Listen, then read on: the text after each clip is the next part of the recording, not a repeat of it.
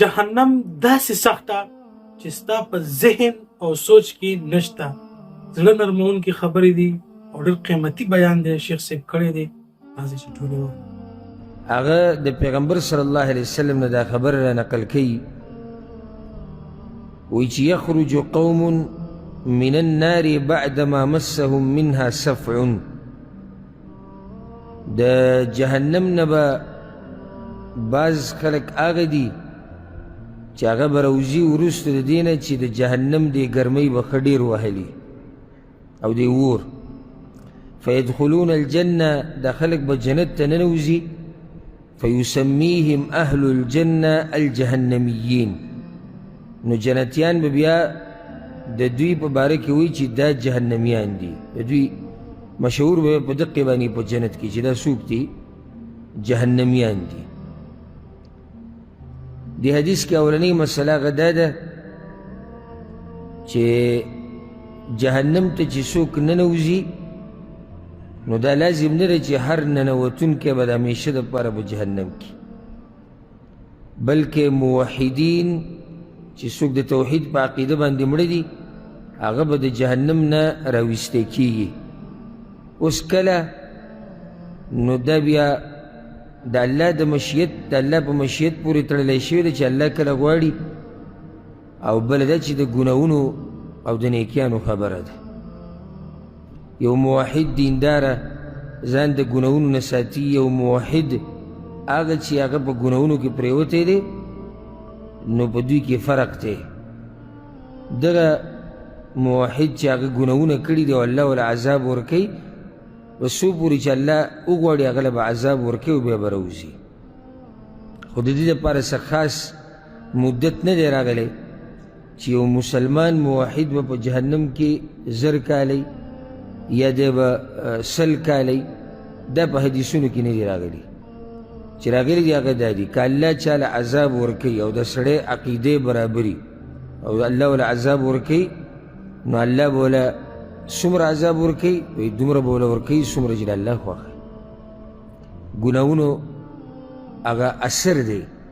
اوس ګناهونه ډېر دي لږ دي دغې پورې هم خبره ده، او د ټول نه مخکې د الله مشیت څه چې الله وغواړي حقه کوي. دا خلک به راوځي د جهنم نه بعد ما مسهم منها سفع، وروسته د دې نه چې د جهنم دې ګرمۍ او دې اور به وهلي. یعنې دا نه چې صرف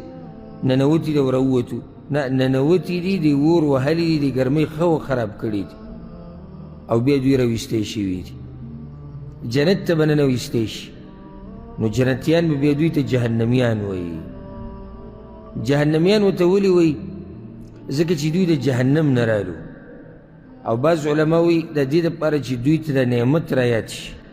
دا جهنمیان ورته دې دپاره نه وایي چې دوی پورې خاندي، خو جنت ته رالو، پاتې به کې څه شو؟ عذاب د هغوی ختم شو. نو دوی ته د جهنمیان په دې نه وایي چې دوی پورې مسخره کوي یا ټوغه کوي، خاندي پورې چې دا جهنمیان دي. جهنمیان ورته په دې وایي چې یعنې دا هغه خلک دي چې الله پرې رحم کړی دی او د جهنم نه بیا راویستی شوي، یعنې ډایرکټ د اول سر نه دوی جنت ته نه دي ننوتي. دوی عذاب سکلی دی، نو د هغې نه بعد بیا دوی راغلي دي جنت. یو روایت کې داسې راځي چې الله به وایي چې نه نه دا جهنمیان نه دي، هؤلاء عتقاء من النار، دا هغه خلک دي چې دوی د اور نه آزاد کړی شوي دي. جهنمیان ورته مه وایي. او یو روایت کې داسې هم راځي چې دوی به وایي چې یا الله دا نوم زموږ نه لرې کا، دا به پې ښه نه لګي، نو هغه به د دوی نه لرې کړی شي، نو بیا به ورته جهنمیان نه وایي.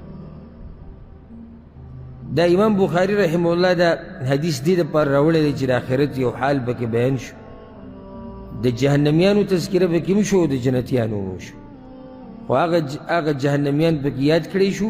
چې هغوی به راویستی کېږي د جهنم نه او بیا به ننوځي جنت.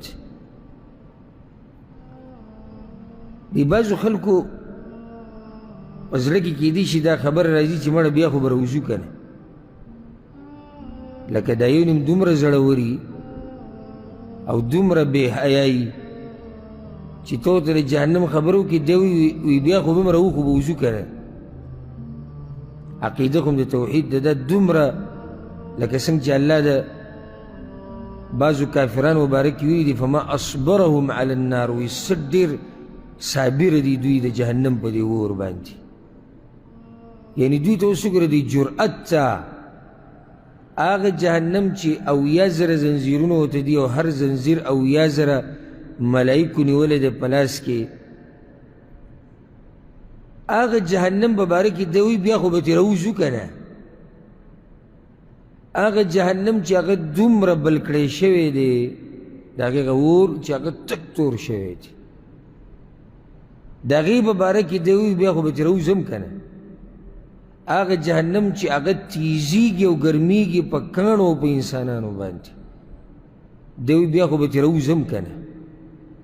هغه جهنم چې په هغې کې قسمه قسم سخت او عذابونه الله تیار کړي دي جهنمیانو دپاره دوی بیا خو یو پیر خو به ترې راوځم که نه داسې زړور یو سړی یو مؤمن په دې یریږي چې یا الله قبر کې را باندې سخت رانولي د قبر د سختو نه یریږي پاتې ده د جهنم سخته خو به ډېره زیاته ده هره راتلونکې مرحله هغه بیا ګرانه ده اوچته ده اوچته یعنې ګرانه یعنی قبر کې چې کوم نعمتونه د مؤمن دپاره دي د جنت هغه د دې نه اوچت دي نو کوم عذابونه چې په قبر کې دي د جهنم هغه د دې نه اوچت دي یو مؤمن یریږي وی الله ما د قبر د عذاب نه بچ کړي دی بیا خو دا نشي کېدی د هغه چا حال چې څوک د الله نه یریږي او د هغه د عذاب نه یریږي چې دی دا وایي چې بیا هم مؤمن دا سوال کوي چې یا الله د جهنم نه بچ که یا الله د عذابونو نه بچ که یا الله دا بدن زمون کمزور دی دی نشي برداشت کولی هغه عذابونه دا د مؤمن سوال دی په دې تمه به نه پرېږدي چې بیا وایي راوخو به وځم که نه چې یو منټ او یو سکنډ له جهنم ته لاړې که نه تباه و برباد شوې یو منټ او یو سکنډ له چې لاړې پاتې لا دا چې پته نه لګي چې څومره وخت به یې او په کومو ګناهونو دی الله رانیسي دا د بېدینه انسان خبرې دي او د هغه انسان چې هغه د الله د عذاب نه نه یېرېږي دا د هغه خبرې دي عذاب نه به د دین مشران صحابه کرام تابعین بیا د هغوی په نقش قدم تلونکي دومره یېرېدو چې د هغوی جړاګانې هغه تاریخ را نقل کړي دي د هغوی اوښکې به نه ودرېدي د هغوی په دې مخونو کې لکه عمر بن خطاب رضی الله عنه بارک راځي او نور صحابه کرام بارک هم راغلي دي اوس د هغه انسانان دي چې جنتیان دي زیر یې د جنت ورته شوی دی او د هغه په دې نینګو کې کرښې وتې وي د ډېرو اوښکو تلو نه په دې نینګو کې کرښې راغلي وي او د هغه انسان دی چې الله بخلی او د جنت زیر ورته شوی دی او د یو سړي د جنت او د جهنم پته نه لګي دی وایي بیا هم خیر خو موحد خو به ترې روزي بیا که دا یو مسله ده چې او موحد به یو پیر روزي خو تا ته دا پته شتي چې کله به روزي او تا ته دا پته شتي چې کم عذابونه به دې څه کي زه درته دا خبره وکړم ګوره دا یو ډېره د سوچ خبره ده جهنمي چې جهنم ته لاړ د ده نه الله راضي دی که ناراضه دی دې عذاب ته یو سړی خوشحاله دی چې الله ناراضه لکه نور هر څه پرېږده ځه د جهنم هېڅ سخته به ده رانه ده یوازې دې سخت یو عذاب ته وګورئ چې الله د طرف نه اعلان وشي ملایکو ته چې بوځئ دې جهنم ته غذر کې زه ده ناراضه یم اگر که موحد دی دا جهنم ته چې ځي خو الله ترې ناراضه دی که الله چې د چا ناراضي دی هغه خو نه بوځي جهنم ته هغه به جنت ته بوځي نو همیشه دا سوال کوئ همیشه دا دعا غواړئ چې الله ما د جهنم د عذاب نه بچ که اللهم انی اعوذ بک من عذاب النار او ځکه پیغمبر صلی الله علیه وسلم ګوره هر تشهد کې د اخرنۍ قاعده نه ده دې کې به لازم پیغمبر صلی الله علیه وسلم دا وي اللهم انی اعوذ بک من عذاب القبر ومن عذاب جهنم ومن فتنة المحيا والممات ومن فتنة المسيح الدجال لازم به پیغمبر صلی الله علیه وسلم په الله پورې پناه نیوه د جهنم د عذاب نه او د قبر د عذاب نه دا هغه سړی دی چې د ده تېر شوي او راتلونکې خطاګانې الله ټولې معاف کړي دي او دی دا وایي نو دا دعا په سجده کې په تشهد کې هر ټیم وایي چې کله م الله تعالی وشته لږ د دنیا د غوښتنې لږې کمې کوي کله سړي له حیا م ورشي والله لکه سړی الله تعالی اوچت کړي که نه کېدای شي په تاسو باندې دا حالات راغلي الله اعلم